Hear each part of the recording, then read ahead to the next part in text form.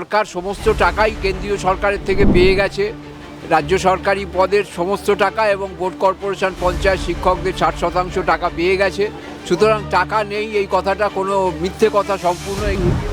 আমরা 2022 সাল থেকেই দেখছি, যতদিন আমরা আন্দোলনে বসে আছি, এই সরকারের মেরুদণ্ডটাই পুরো বিক্রি হয়ে গেছে। যতটুকু কোমরের অংশ ছিল সেইটুকু অংশ বলেছেন কোমর ভেঙে যাবে সরকারের দিতে।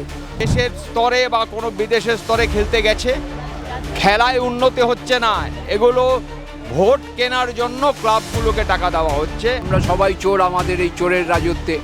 আর চোরের মায়ের বড় গলায় প্রভাবকেও উনি পাল্টে দিয়েছে। চোরের বড় গলা শেষ অবধি আমরা দেখেছি যে পুরীর জগন্নাথ মন্দিরে সেই নিমকাঠ অবধি চুরি করেছে এবং নিজেই, আমাদের কথা না, নিজেই বলেছে নিমকাঠ চুরি করব, এমন দুরবস্থা আমার হয়নি। 2022-23 সাল পর্যন্ত 19,000 কোটি টাকা সরকারের কোষাগারে জমা আছে শুধু ডিএ বাবদ। আমরা আশাবাদী উনি যা থাপ্পড় খেয়েছেন, আশা করি উনি একটা কিছু ভালো ঘোষণা করবেন। যদি না পরে ঘোষণা করেন তারপর আমরা আছি, আমাদের নেতৃত্ব বলবে। উনি কিন্তু এখন ক্ষমতা ছাড়বেন না, দেহত্যাগ ছাড়া উনি পদত্যাগ করবেন না। ওনার তো পদত্যাগ করা উচিত। এর মধ্যে আমরা 25% টাকা 2009-এর রূপা অনুযায়ী আমরা না পাই, তাহলে কিন্তু আগামী দিনে সরকারকে আমরা বুঝিয়ে দেব যে সুপ্রিম কোর্টের রায়কে অমান্য করলে সংগ্রামী যৌথ মঞ্চ কীভাবে আন্দোলন করে তুলতে পারে। কি করে যাবে? তারা খেলা মেলায় তো সব টাকা উড়িয়ে দিচ্ছে, সরকারি কর্মীদের টাকা দিচ্ছে না।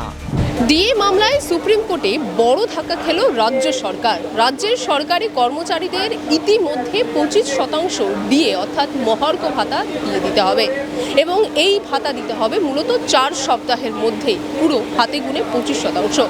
আপনাদের জানিয়ে দিয়ে এই মুহূর্তে রাজ্যের সরকারি কর্মচারীরা কিন্তু 18% ডিএ পাচ্ছে। যদিও মে মাসে এই 18% পরিমাণ বেড়েছে, কারণ এর আগে 14% ডিএ পাচ্ছিলেন, কিন্তু পরবর্তীতে আরও 4% ডিএ রাজ্য সরকারের তরফ থেকে বৃদ্ধি করা হয়েছে। এই যে সুপ্রিম কোর্টের রায়, সেই রায় শোনার পর থেকে ইতিমধ্যে সংগ্রামী যৌথ মঞ্চ দ্বারা এতদিন ধরে এই ডিএর জন্য লড়াই করে গেছে, তারা কি বলছেন, তাদের কি মনোভাব, এই মুহূর্তে চলুন তাদের কাছ থেকে জেনে নেব। এই লড়াইটা শুরু হয়েছিল যখন 2015 সালে, তখন রাজ্যে খুব দুর্দিন চলছিল লড়াই আন্দোলনের। কোনো রকম আন্দোলন করলেই তখন নবান্ন থেকে দার্জিলিং, কালিম্পং এইসব প্রত্যন্ত জায়গায় কর্মচারীদের ট্রান্সফার করা হতো। সেই ভিত্তিতে তখন এই মামলা শুরু হয়েছিল, প্রথমে স্যাটে এবং তারপরে হাইকোর্টে 6 বার সেই মামলা জিতি। এই মামলা জেতবার পরে দেখা যায় যে সুপ্রিম কোর্টে যাওয়ার পরে এই মামলা আর এগোচ্ছে না। তখন সংগ্রামী যৌথ মঞ্চ এই মামলায় ঢোকে এবং সংগ্রামী যৌথ মঞ্চ ঢোকার 1 মাস 1.5 মাসের মধ্যেই দেখা গেল যে সুপ্রিম কোর্ট তারাও গুরুত্ব বিবেচনা করে বলেছেন যে 25% টাকা দিতে হবে। যদিও এটা 2009 সালের রোপার টাকা এবং এই টাকা সরকার সমস্ত টাকাই কেন্দ্রীয় সরকারের থেকে পেয়ে গেছে। রাজ্য সরকারি পদের সমস্ত টাকা এবং বোর্ড কর্পোরেশন পঞ্চায়েত শিক্ষকদের 60% টাকা পেয়ে গেছে। সুতরাং টাকা নেই এই কথাটা কোনো মিথ্যে কথা সম্পূর্ণ। এই টাকা সরকার নানা অপব্যয় করেছে, নানা কাজে চুরিচামারি করেছে।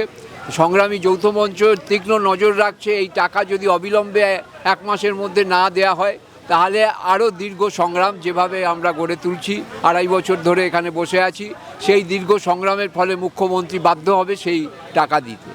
আচ্ছা, ইতিমধ্যে আপনাদের রাজ্যের সঙ্গে কেন্দ্রের ফারাক রয়েছে 37%, যেখানে 25% হলে 30%, অর্থাৎ ফারাক কিন্তু থেকেই যাচ্ছে একটা বড় অংশের কেন্দ্রের সঙ্গে রাজ্যের। না, এটা তো প্রথম কথা বললাম, এটা হচ্ছে 2009 সালের রোপার টাকা। এটা হচ্ছে, আর যেটা বকেয়া আছে সেটা 2016 সালের যে পে রিভিশন হয়েছিল তার টাকা। এটার সঙ্গে ওটার কোনো সম্পর্ক নেই। কিন্তু মুখ্যমন্ত্রী যে বলেছিল 2010 সালে যে সরকার দিয়ে দিতে পারে না, তার ক্ষমতায় থাকার অধিকার নেই, উনি কিন্তু এখন ক্ষমতা ছাড়বেন না, দেহত্যাগ ছাড়া উনি পদত্যাগ করবেন না। ওনার তো পদত্যাগ করা উচিত। আর এই যে রায়, সেটা সুপ্রিম কোর্ট বলেছে যে হ্যাঁ এআইসিপিআই অনুযায়ী দিতে হবে এবং 2016 সালে আমাদের যে রোপা চালু হয়েছে সেটাও হচ্ছে এআইসিপিআই এর মূল্যসূচক ধরেই আমাদের রোপা চালু হয়েছে। সেক্ষেত্রেও মুখ্যমন্ত্রী যে বলছে ম্যান্ডেটারি নয়, এটাও সম্পূর্ণ বাজে কথা, এটাও ওনাকে দিতে হবে। সেই লড়াই আমরা চালাচ্ছি। 4 সপ্তাহের মধ্যে কি হাতে পাবেন কি মনে হচ্ছে? হ্যাঁ, যদি এই সরকার যদি সুসভ্য সরকার হয় সেটা হতে পারে। তবে মুখ্যমন্ত্রী নিজেই একসময় বলেছিলেন আমরা সবাই চোর আমাদের এই চোরের রাজত্বে। আর চোরের মায়ের বড় গলায় প্রভাবকেও উনি পাল্টে দিয়েছেন। চোরের বড় গলা শেষ অবধি আমরা দেখেছি যে পুরীর জগন্নাথ মন্দিরে সেই নিমকাঠ অবধি চুরি করেছে, এবং নিজেই, আমাদের কথা না, নিজেই বলেছে নিমকাঠ চুরি করব, এমন দুরবস্থা আমার হয়নি। কিন্তু দেখা যাচ্ছে যে সেই পর্যায়ে উনি নামিয়ে এনেছেন বাংলাকে। তো সুতরাং যদি উনি না মানেন, তাহলে তার যে ফল হবে, কনসিকুয়েন্স হবে, সেটা উনি পাওয়ার জন্য প্রস্তুত থাকুন। আমরা 2022 সাল থেকেই দেখছি, যতদিন আমরা আন্দোলনে বসে আছি, এই সরকারের মেরুদণ্ডটাই পুরো বিক্রি হয়ে গেছে। যতটুকু কোমরের অংশ ছিল সেইটুকু অংশ বলেছেন কোমর ভেঙে যাবে সরকারের দিতে। কিন্তু আপনি শুনলেন ডিএ বাবদ রাজ্য সরকারকে কেন্দ্র সরকার সমস্ত টাকা দিয়েছেন। আমরা 2023 সালে অর্থ সচিব, মুখ্য সচিবের সাথে আমাদের প্রতিনিধিরা, দাদারা গেছিলেন, তারা দেখিয়ে দিয়েছেন হিসাব করে 2022-23 সাল পর্যন্ত 19,000 কোটি টাকা সরকারের কোষাগারে জমা আছে শুধু ডিএ বাবদ। তার টাকাটা নেই কেন? টাকাটা কোথায় গেল? দাদা বলেছেন যে বিভিন্ন খাতে, যে খাতগুলো উনি করুন, আমাদের আপত্তি নেই ভোট কেনার জন্য, দায়িত্বহীন ভাষা বলছি, ভোট কেনার জন্য যে চালু করেছেন উনি প্রকল্পগুলো, সেইগুলো চলুক। যদি উনি 5%, 3%, 4%, 10% করে দিতেন, তাহলে কি আজকে এত বড় ফারাকটা হতো? আমরা সেই চোরের বাড়ির নিমন্ত্রণের কথা আপনার মনে আছে, যতক্ষণ না খেয়ে হাত দেবো, আঁচাবো, ততক্ষণ এই সরকারকে বিশ্বাস নেই। তবে সংগ্রামী যৌথ মঞ্চ থেকে হুঁশিয়ারি দিয়ে আপনাদের মাধ্যমে বলতে চাই, যদি 1 মাসের মধ্যে আমরা 25% টাকা 2009-এর রূপা অনুযায়ী আমরা না পাই, তাহলে কিন্তু আগামী দিনে সরকারকে আমরা বুঝিয়ে দেব যে সুপ্রিম কোর্টের রায়কে অমান্য করলে সংগ্রামী যৌথ মঞ্চ কীভাবে আন্দোলন করে তুলতে পারে। এবং উনি অনেক সময় আমাদের কুকুর বলেছেন, কখনো ফিরাদ হাকিম তেলে মাথায় তেল বলেছেন, কখনো বলেছেন মিউ মিউ করেছেন বলেছেন। যদি আমরা কখনো বলেছেন দিল্লি চলে যান, কিন্তু দিল্লি আমরা যাব, আমরা দুরন্তের টিকিট কাটার সুযোগ পেয়ে গেছি 25% মধ্যে দিয়ে, আমরা যাব সেখানে গিয়ে। এই যদি আমরা কুকুরের দলই হয়ে যাই, চোর ডাকাতি হয়ে থাকি, তাহলে ওনার মন্ত্রী নেতারা জেলে আছেন কেন? আমাদের কজন শিক্ষক জেলে আছেন, কর্মচারী যারা আন্দোলনকারী। এই জলাতঙ্ক কুকুররা এমনভাবে গিয়ে ওনাকে ছোবল মারবো, জলাতঙ্ক রোগে এমনভাবে আক্রান্ত হবে, যারা মিউ মিউ করে বিড়াল তেমনভাবেই আঁচড় হবে, এমন তাদের ডিপথেরিয়া রোগ হবে, ওই 14 তলা থেকে জ্বালায় যন্ত্রণায় গঙ্গায় ঝাঁপ মারবে। হুঁশিয়ারি দিয়ে বলছি, এখনও আপনার সুবুদ্ধি হোক, আপনি কোথা থেকে ফান্ড পাবেন না পাবেন সেটা আপনি আমার সাথে সব বসুন, আমরা আপনাকে দেখিয়ে দেবো, আমাদের নেতৃত্ব আপনাকে দেখিয়ে দেবে যে এই খাতে এই টাকা আছে। শুধুমাত্র 41 লক্ষ কোটি টাকা উনি দিয়েছেন এনজিওদের। কাদের? যে এনজিওগুলো ওনার আত্মীয়রা আছেন, ঘুরে সেই নেতা মন্ত্রী পিসির ভাইপো ভাইজিদের ভাইদের অ্যাকাউন্টে সেই টাকাটা নিজের লোককে এনজিওর মাধ্যমে দিয়েছেন, যেটা ঘুরপথে পার্টি ফান্ডে এসছে, যেটা দিয়ে উনি ভোট ব্যাংক তৈরি করেছেন, যেটা দিয়ে সেই লোককে বুঝেছেন যারা গতকাল বিকাশ ভবনে ঢুকে আমার ভাই বোনেদের, শিক্ষক শিক্ষিকাদের ওপর ব্যাপক অত্যাচার করেছে। পাশাপাশি ওনার যে কুকুর বাহিনী আছে, পুলিশ পর্যন্ত বর্বরচিত অত্যাচার করেছেন। আমরা তার তীব্র নিন্দা ধিক্কার জানাচ্ছি, এবং আগামী দিনে ওই সদ্য চাকরিহারা, যোগ্য যারা চাকরিহারা আছে, তাদের পাশে সংগ্রামী যৌথ মঞ্চ ছিল, আছে এবং আগামী দিনে থাকবে।